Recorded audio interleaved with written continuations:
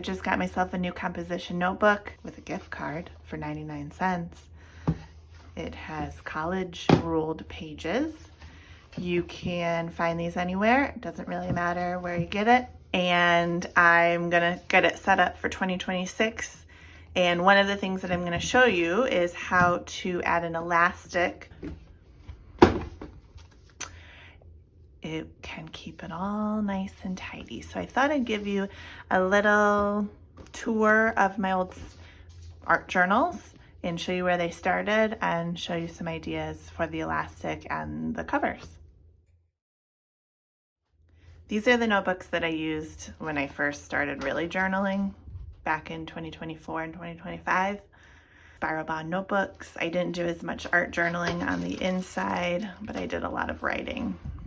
And as you can see, I really spent a lot of time on the covers. Then I bought my first composition notebook.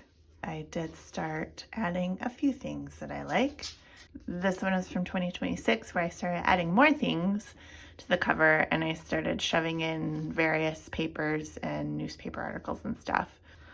This is probably one of the first ones that I really went full on. 2018, 2019, there must have, maybe I didn't journal between 2006 and 2018. I have no idea where those would be, so I guess not. This one was a little more expensive. It was the fancy brand called, I don't even know what, but it had blank pages on the inside, which I wanted to play around with. It was fine, but it wasn't worth the money to me. I actually like the lined pages just fine. Just a regular composition notebook. In 2020, 2021, I don't do one for every year. This one actually I ended up adding 2022 to, and also I think 2023 and 2024. So I fit a lot of years in just this little notebook. A lot happened, but I didn't really seem to do much in there. And then this is my 2025. Stick around to the end and I'll show you some pages I really like on the inside. But for now, I'm going to show you a couple of materials and techniques you can do to add these elastics. First, I started putting them this way and moving more towards the horizontal way. Mostly use either this black elastic. This is actually thicker than this.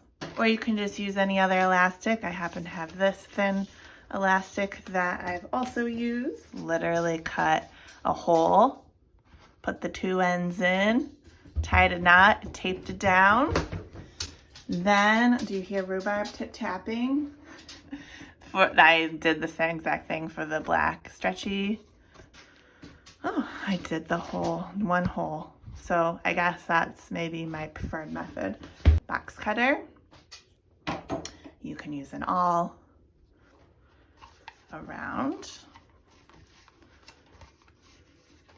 I'm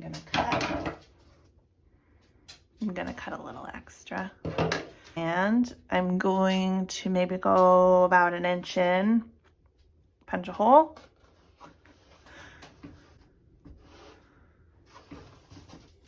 I'm gonna kind of bend it, fold it up. Oh yeah, there we go. And make sure it's lays flat, and then I'm gonna put this through. There.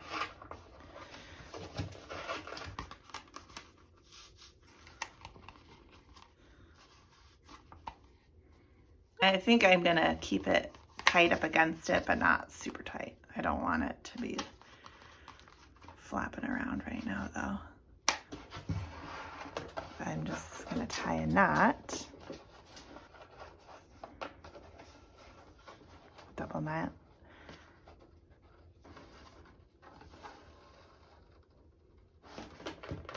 Let me just check it. Got twisted. That was easy. I'm gonna find some tape, and I'm like packaging tape, and I'm just gonna kind of smush it down and tape it there so it doesn't fall out. But usually for the cover, I happen to have some paper laying around that I really like.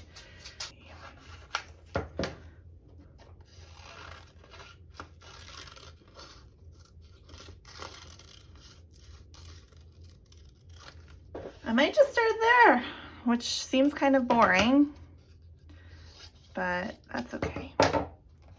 Maybe I'll do the 2026 right there and then leave this open for other things.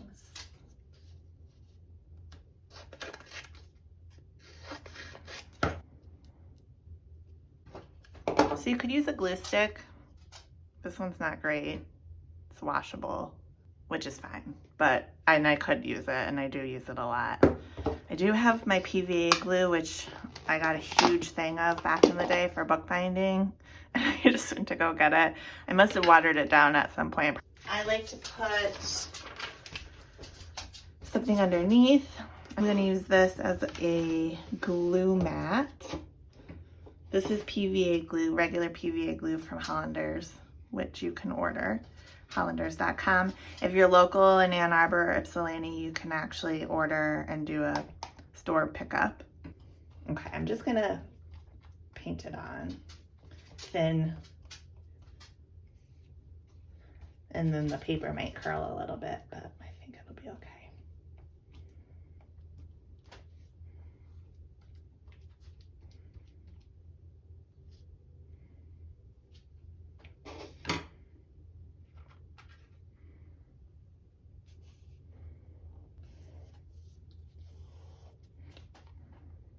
The great thing about using a magazine is you can just tear it off and then have a new glue spot.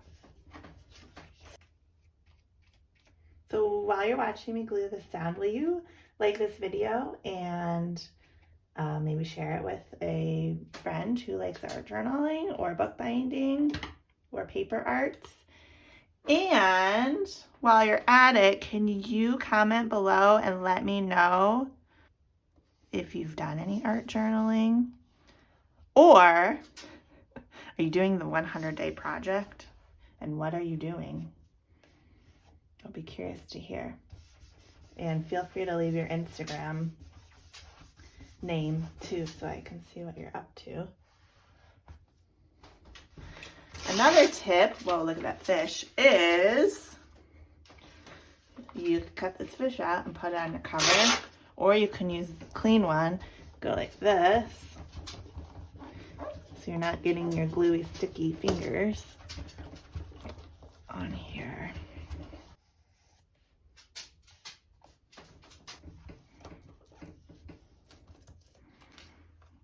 Cool, so stick around in just a second. I'm going to show you some pages on the inside of my journal.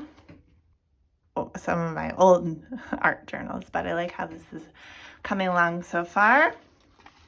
Here's my elastic. Cool.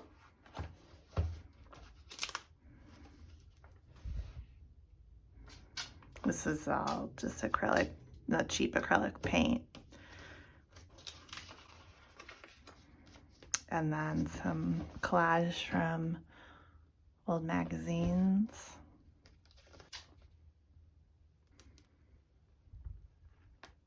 All right, thanks for watching. Let me know if you want to see more art journaling things or more bookbinding things or anything else. Bye.